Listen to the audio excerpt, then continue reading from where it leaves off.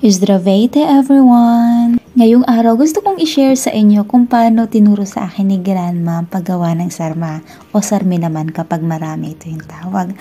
Para lang siyang lumpia pero in Bulgarian style.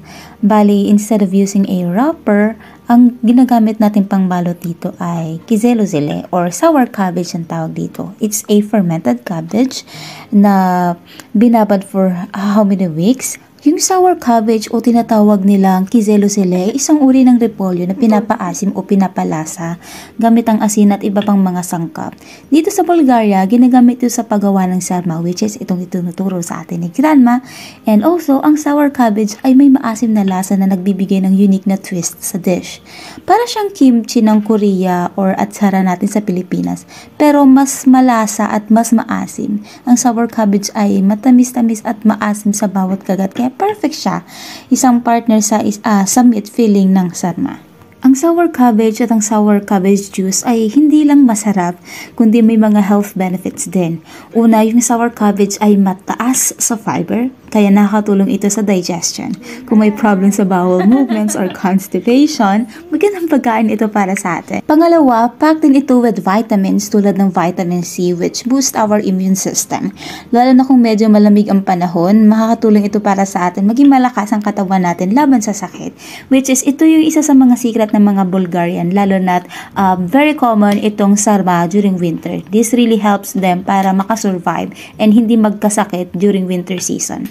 At syempre, hindi pwedeng hindi mabanggit ang probiotic benefits ng sour cabbage juice. Para itong natural na sauerkraut, may good bacteria na nakakatulong sa ating gut health.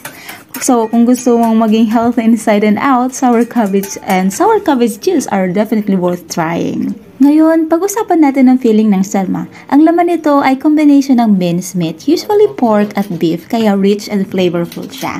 Tapos, isinama ang rice para magbigay ng texture at fullness sa bawat kagat. Pero hindi lang basta meat at rice.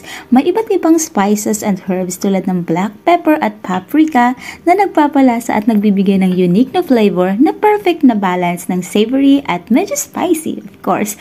Parang lumpia na may twist, diba? Ngayon, malapit na maluto ang sarma, kinuha na ni Grandma ang sarma mula sa oven para magdagdag ng kaunting tubig. I forgot to mention na kanina bago natin siya ilagay sa oven, ang ibinuhos na liquid ay combination ng tubig at sour cabbage juice. This will give the sarma the tangy flavor. Tapos gumawa din ng special mixture si Baba. I-combine ng itlog, tubig, yogurt at kaunting flour. Huwag kalimutan magdagdag ng kaunting sarma juice para mas flavorful. Now we pour everything over the sarma. I-shake lang natin ang pan para evenly ma-distribute yung flavor sa bawat roll.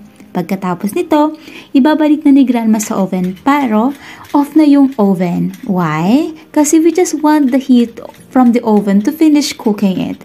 And para ma-absorb ng husto yung flavor ng sauce sa loob. Ang sarap nito, promise, nakakagutom.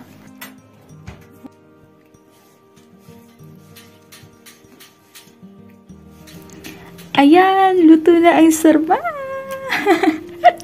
Dito sa Bulgaria, pamilya ang pinakamalaga at ito ang simbolo ng love and togetherness. Now, time to taste.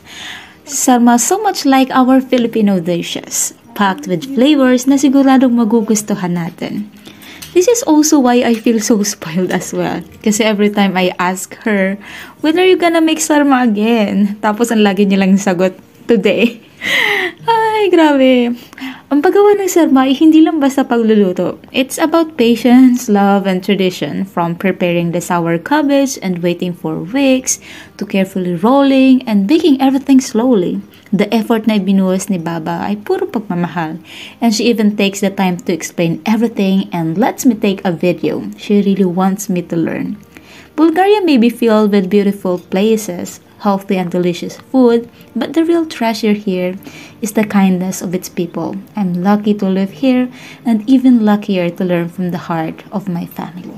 Ayun lang, share ko lang sa inyo and благодаря for watching. До скоро виждане!